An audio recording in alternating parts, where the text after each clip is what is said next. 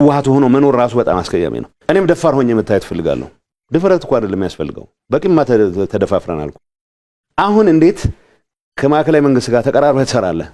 እንዴት ከጎረቤቶች ጋር ተቀራርበህ የትግራይን ጥቅም ታስከብራለህ የሚለው ላይ መትጋት ያለበት። እንዴት ተፈናቃዮችን መልሳለሁ ብለህ ሁሉም የምትችለውን አቅም ተጠቅመህ ነው መንቀሳቀስ ያለበት።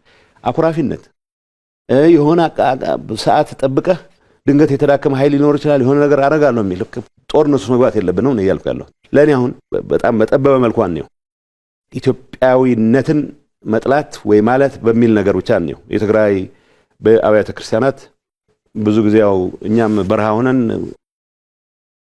ኢትዮጵያ ትውደም በምንልበት ሰዓት የሆነ የምትጠለልበት ቤተክርስቲያን አካባቢ ሀገሪቱን ኢትዮጵያ የሚል ትሰማለህ። እነዚህ ነገሮች ይሄ የተፈጠረውን ስሜት እንዴት እናከመው ወደሚል በማዞር ብቻ ነው ልንፈታው የምንችለው። ፌደራል መንግስት ላይ የማፈጥበት ጊዜ አክትሟል ነው የምልህ። እኔ ያልኩት ካልሆነ ሌላው አስተሳሰብ ቶታሊታሪያን ነው። ቤተክርስቲያን መቆጣጠር የሚፈልግ አስተሳሰብ፣ እድር መቆጣጠር የሚፈልግ አስተሳሰብ ህወሓት ስላደረገው ሌላ ፓርቲን ቢያደርገው ስህተት ነው፣ አይሆንም፣ ተቀባይነት የለውም። ለእኔ ወጣቱ ይህን ሳይክል ብሬክ ማድረግ አለበት። የህወሓት ቀሳውስት ነን የሚሉ ሰዎች አሉ።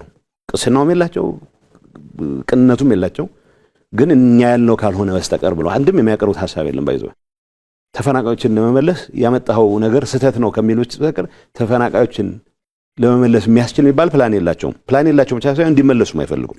እኔ ሪግሬት የማደርገው ተጭኜም ጉልበት ተጠቅሜም ለምኜም ጸልዬም መስተካከል የነበረበት ከፌደራል መንግስቱ ጋር ሆነን የጀመርናቸው ተፈናቃይ መመለስ፣ ተፈናቃዩ ራሱን እንዲያስተዳድር ማድረግ፣ እዛ አካባቢ የነበረው ደባል አድሚኒስትሬሽን እንዲፈርስ የማድረግ ስራ ሳንሰራው ጊዜ ባከነ ነው። አሁን ደግሞ ምን ማየት ጀመረ ብዙ ሰው፣ እነዚህ ሰዎች ለተወሰነ ጥቅም ቡድን ጥቅም ሲባል ሌላ ጣጣ ውስጥ ሊከቱን ነው። ኢንፋክት ያለፈውን ትግሉን ጭምር መጠየቅ የሚጀምርበት መጠየቅ የለበትም እላለሁ። በቃ ለዛ በተፈጠረልን ነገር ያደረገው አምኖበት ያደረገው እስከሆነ ድረስ ይሄንን መጠየቅ መጀመሩ የሚያሳየህ ለሪፍሌክሽን ቦታ ሩም አለ ነው። ዝም ብለህ እንትን ካልክ ከፈረጅከው እንደዚህ ያለ ሁሉ ኢትዮጵያዊነትን ክዷል ካልክ እንደዛ የሚባል ነገር የለም።